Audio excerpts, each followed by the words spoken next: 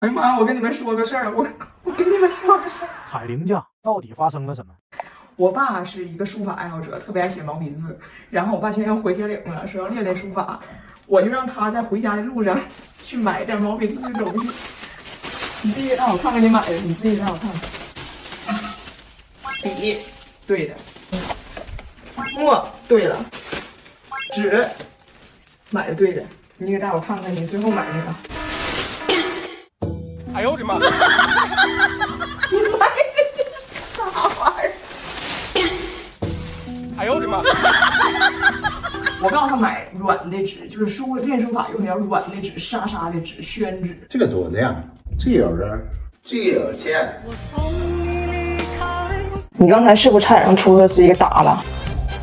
我们一家出去玩，从郊区回来，在高速上，然后司机就错过了一个下高速的口，然后他就想问司机说：“你是不是瞎？”然后你咋说的？你是不是瞎？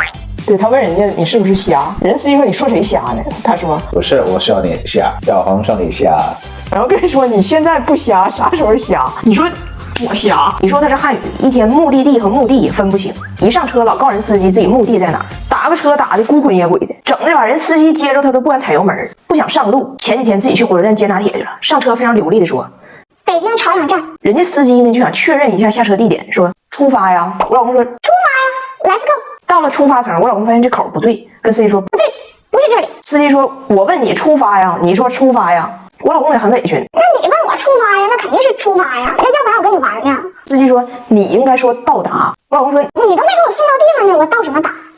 这属于拒载的一种。”司机说：“你接还是送？你自己不知道吗？”我接我儿子，我知道啊。还是送是谁呀？还是送是谁呀？他现在真的是北京出租车司机命中的一道坎儿。那司机跟他说话吧，你说鸡同鸭讲呢，你对不起鸡鸭；你说驴唇不对马嘴，你都对不起那驴唇。我说你别出去祸害人了，咱家可以考虑买个车。他说你中国车太多了，我不敢上迷糊。今天有机会让你开开这个雪佛兰全新克鲁泽，让你试试车，走。OK， 我走吧。你快进来感受一下，我都怕你进不来。哎呀妈呀，就连你都能在里边随意蠕动的车，这空间可挺旷的。这个胆，这个饭特别酷，敢睡在床上。你想说的是这个档和这个风，感觉在船上。你看这车能唱歌。I don't care what they're going to say. Let the storm rage on. 这车也不贵，我支付得起，你给他锁里。我爸特别呛我，他偷电。我真的不建议外国人在中国自学汉语。我公公在中国瞎学汉语翻车，一个粉丝当场翻脸。要不是我出面好好解释，俺家就塌房了。我公公这个加拿大老头来到中国以后，对一切都有一颗旺盛的好奇心和探索欲，别人说啥他都想学，想学呢又不会跟周围的中国人沟通，只能求助于另外一个外国人。这一瓶子不满给半瓶子咣当当老师，教学成果是啥样呢？你们看一下公开课吧。我们去吃饭，上了一道羊蝎子，大胖媳妇就想跟他爸显摆自己熟悉每一道中国美食，就问我羊蝎子。张世炎，然后他呢又去教他爸，离他爸一共2米远，路上背了6遍羊蝎子羊蝎子羊蝎子。但是啊，这外国人背汉语词儿，他必须得一气呵成，一旦打岔全记串。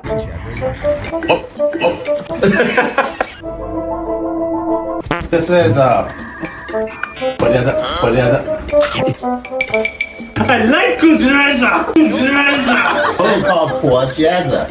还有呢，我们家前阵聚餐，我二姨夫老姨夫跟布莱恩喝酒，我二姨夫看布莱恩喝得太慢，就跟布莱恩说：“来，走一个，你得走一个。”布莱恩就问大胖雪：“这啥意思？”大胖雪说：“走一个就是让你快点。”布莱恩说：“所以中国人想让你快点，就说走一个。”大胖雪说：“当然不是，只有东北人。”布莱恩对于这个新词儿跃跃欲试啊，到处找机会用，但最贴切的使用还当属布莱恩尿急那一回。走一个，拿铁，走一个，拿铁。你都啥样了？我还没有拉完呢！把门给我关上！把门给我关上！我真舍不得布莱恩走，他很喜欢中国，我还想带他旅游呢。但他后背有伤，坐飞机挺痛苦。我给他准备了 BKT 护腰坐姿椅 Plus 版，加大加宽，专为大体重人群研发，采用人体工学设计，做起来自然贴合腰背，就像双手托着一样，缓解腰背空缺压力，随时随地护腰。但是这老头也真给我惹祸呀！你发现没？当一个人学外语的时候，好词儿他不爱学，哎，就爱学那些损词儿，才能显得自己学的地道。在东北的时候，你们知道大胖媳妇跟我爸关系很好，因为他嘴甜，会捧臭脚。今年过年喝酒，大胖媳妇跟布莱恩夸我爸，那夸上天了都，说我老丈人大作家，一年呢写900多本书，你让他现在给你写个书法，那你回加拿大过海关你都得报备，因为你携带文物。我爸听了那就高兴，但有点不好意思，就跟大胖媳妇说：“你滚一边去。”大胖媳妇一听，滚一边去，跟布莱恩说：“听着这个词儿没？每次我老丈人一说滚一边去，就说明我夸到了他心趴上。”布莱恩说：“那滚一边是啥意思？”大胖媳妇说：“实话实说，我也不知道，但是大差不差，就是人被夸的时候表达一种窃喜吧。离别之时啊，布莱恩就开始瞎用。我爸说：“布莱恩，你一定要再来啊！中国人民都很喜欢你。”我厉害呀！我爸问我，他说的啥？我说这是法语。回到北京，我们去了博物馆，到那儿布莱恩也参与了中华传统文化小课堂，模仿古人做壁画。这时候有个粉丝认出来他了，画的这也太好了。滚一边去，滚一边去！我最近不是上一节目说了一个段子嘛，就说我这个傻老公刚来中国的时候看不懂汉语，然后天天给我送黄菊花，给自己送成寿益花圈店 VIP 了嘛。